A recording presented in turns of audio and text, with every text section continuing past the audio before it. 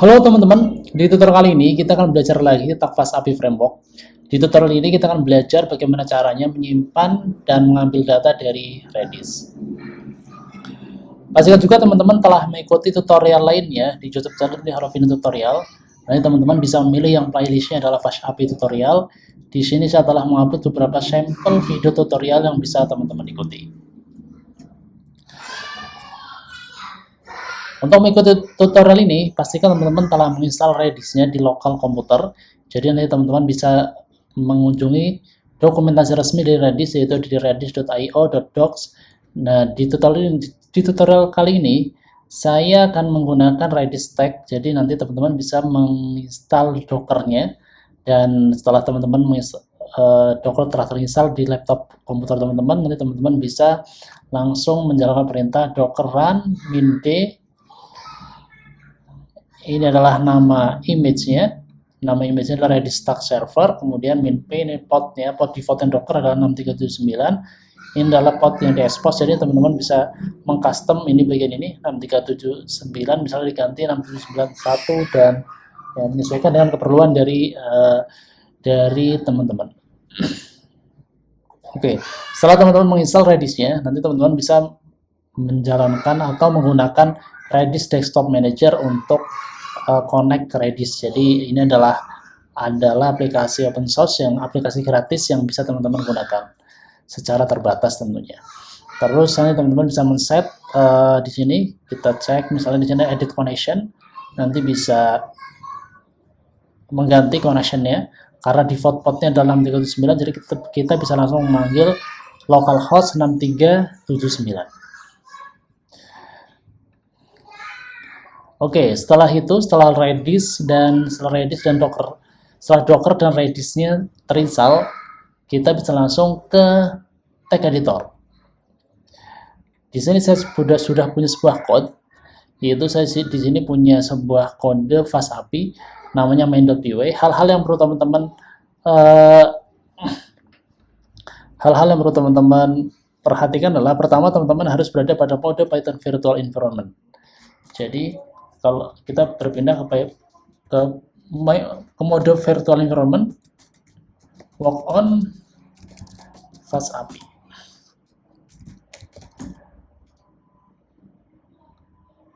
Apa aja yang perlu teman-teman install nanti? Teman-teman bisa misalnya langsung menggunakan pip install Fast API standar.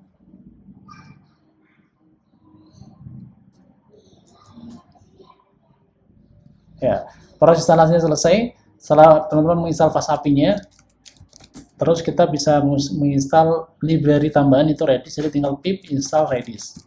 Install Redis. Oke, sudah, Redisnya juga sudah terinstall. Selanjutnya kita kembali ke code, bikin sebuah file dengan nama main.py. Kemudian pertama yang perlu diperhatikan di sini adalah teman-teman perlu membuat sampelnya, membuat sampel dictionary-nya. Jadi ini adalah list dictionary yang nanti akan kita panggil di web browser atau menggunakan Postman juga bisa juga. Jadi setelah teman-teman membuat dictionary-nya, teman-teman bisa men-setup Redis-nya. Jadi kita perlu men-setup Redis client-nya. Pertama kita setup redis.redis, terus set host-nya localhost, kemudian ada 6379. Setelah Redis ini kita setup, koneksi ke Redis-nya sudah kita setup dan DB-nya adalah 0. Kalau kita lihat di sini, kita kembali ke sini. Di sini tuh ini yang DB yang kita pakai ya. Jadi ada beberapa default yang di Redis, dan yang akan kita pakai adalah DB 0. Oke, kita kembali ke tag editor. Kemudian bikin sebuah function. Ini get product from catch. Jadi kita akan mengambil data dari Redis-nya. Ini adalah untuk mengambil data dari Redis. Jadi tinggal Redis client .get, keyword-nya apa? Keyword yang kita pakai adalah products. Dari mana kita tahu bahwa keyword yang kita pakai adalah product? Ini kita lihat di fungsi, kita bikin fungsi namanya dev set the product to catch. Ya, jadi kita kalau misalnya data ini belum ada di database Redis, nanti kita akan menyimpannya ke Redis. Jadi bisa langsung Redis client.setX product. Seperti ini caranya. Ini adalah keywordnya. Ketika kita melakukan get, juga kita pakai keyword yang sama. Kemudian ini adalah time expiry time-nya, itu aku set jadi 60 detik. Ini adalah JSON dump produknya, jadi bentuk yang kita simpan ke Redis adalah dalam bentuk JSON. Ini sekarang kita ke main dari router kita atau dari project kita. Ini adalah yang kita bikin adalah /product, jadi nanti ada localhost, kemudian port defaultnya fast API. Ini adalah endpoint yang kita panggil. Pertama kalau kita lihat di sini ada catch product, jadi kita akan get data dulu from catch. Ternyata datanya misalnya ada gitu ya. Kalau datanya ada, maka kita akan simpan dulu data itu ke, kalau misalnya ada ya, kalau datanya ada kita akan, kalau datanya ada, catch product kalau datanya ada, kita akan nanti akan mengambil data dari si Redis-nya. Kalau misalnya nggak ada, kita akan set datanya ke Redis.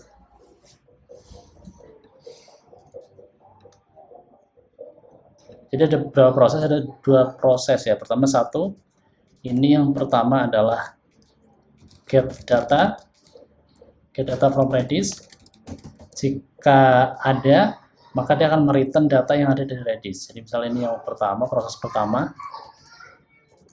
Ini proses yang kedua. Jadi dia akan di-return.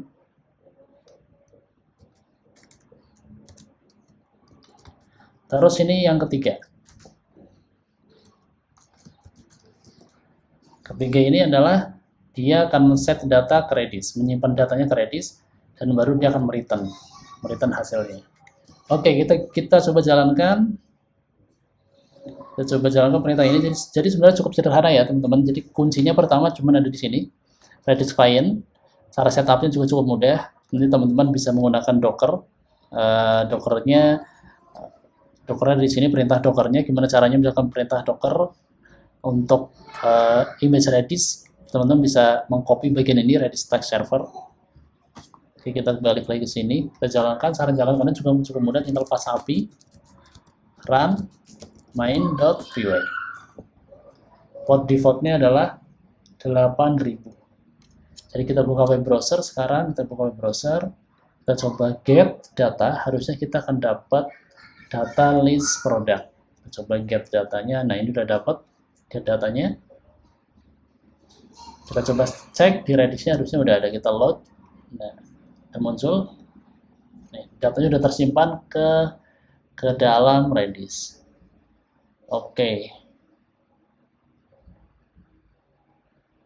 Jadi data ini punya time expired ya. Kalau kita cek di sini, data ini punya time expired itu sekitar 60 detik. Jadi kalau 60 detik nanti datanya akan kehapus. Coba kita cek. Belum. Kita tunggu berapa detik lagi. Oke teman-teman. Ini adalah sebuah metode yang sering kita gunakan. Caching itu sering kita gunakan ketika kita ingin menyimpan data atau kita ingin mempercepat proses sebuah query data di halaman web ataupun dari API gitu ya. Misalnya kita ingin mengambil data dari database yang tersimpan beribu-ribu data, itu memerlukan waktu query yang cukup lama. Kita bisa mengakalinya dengan memanfaatkan Redis sebagai media penyimpanan data sementara yang cukup powerful. Oke, kita cek lagi. Ini harusnya sudah nggak ada lagi datanya. Ya, sudah hilang karena dia punya time expired sekitar 60 detik. Kalau kita coba kita ulang lagi, balik lagi. Kita close. Terus kita balik lagi web browser, kita refresh. Harusnya sudah tersimpan lagi ke Redis. Ya.